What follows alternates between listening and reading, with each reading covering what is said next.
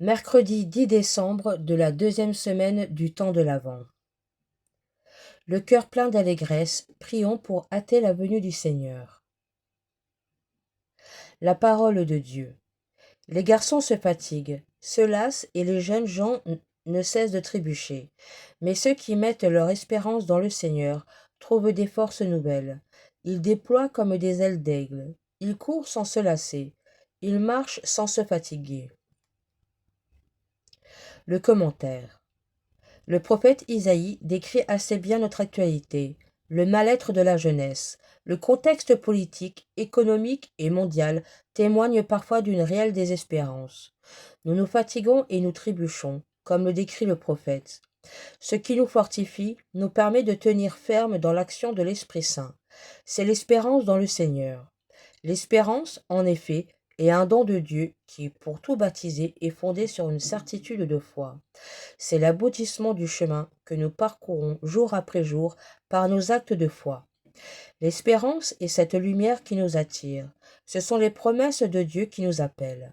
Ainsi, l'espérance dans le Seigneur, dont parle Isaïe, loin de nous déconnecter des difficultés quotidiennes, nous permet de les traverser en sachant où nous allons. Nous pouvons avancer avec confiance, avec des ailes d'aigle, courir sans nous lasser, car nous savons que Dieu est fidèle à ses promesses. En ce temps où nous attendons sa venue, demandons déjà à Dieu la grâce d'être témoins de l'espérance qui nous habite dans ce monde qui en a tant besoin. Vivre l'espérance.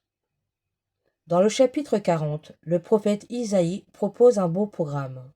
Ceux qui mettent leur espérance dans le Seigneur trouvent des forces nouvelles. Nous ressentons parfois une certaine lassitude face aux injustices, aux événements malheureux. Seigneur, où es-tu? Que fais-tu?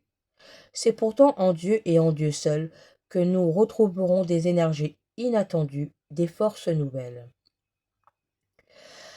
Avec saint Augustin, nous pouvons dire avec confiance, en tout don du Seigneur, en toute consolation qu'il nous envoie, en toute grâce qu'il daigne nous accorder, dans toutes ses œuvres, que notre âme bénisse le Seigneur. Prions. Ne permets pas, Seigneur, que la fatigue nous abatte, alors que nous attendons la venue bienheureuse de celui qui vient nous rendre les forces et la santé. Amen.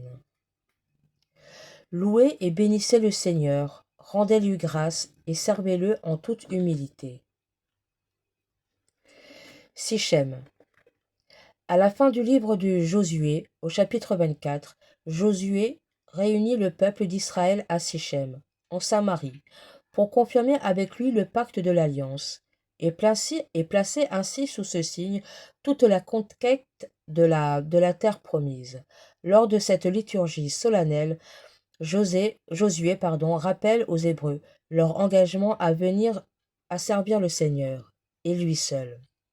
À Noël, dans un admirable échange, Dieu lui-même viendra honorer l'autre patrie de l'Alliance, en s'engageant à servir l'humanité jusqu'au don total de sa vie.